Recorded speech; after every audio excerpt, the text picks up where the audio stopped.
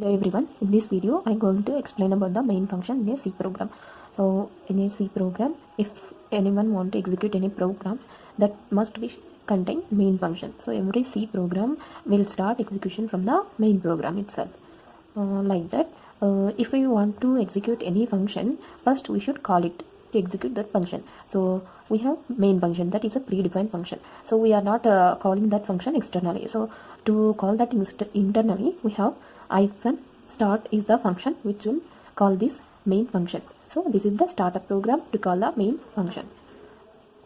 From main function it is possible to call some other functions to execute. So from the main function we can call some other functions to execute, like if we we can have user defined function. So main is the predefined function.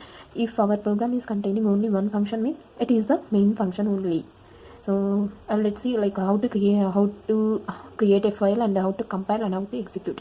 So first of all, how to create a file means in Ubuntu platform means we can create the file by using VI editor. We can edit our program there. So we need to create like VI our program name .c. So after editing that program and writing that program, we need to save it. So for saving, press escape and then shift Z two times. So it will save and exit. After that we need to compile. So to compile any C program, we need this command cc our file name .c or else gcc our file name .c. To execute, if there are no errors in our compilation, we can execute it by using /a.out. A.out is an executable file which we have created for our program. So let's see some simple high-level program. This is the hash include stdio.h. Here stdio.h is the header file which will having predefined function declarations and macro definitions. So I will say macro definitions later. So predefined function declaration means, so here we are using printf function. So this is the predefined function. If we want to use this predefined function in our program, we should include this header file, that is stdio.h.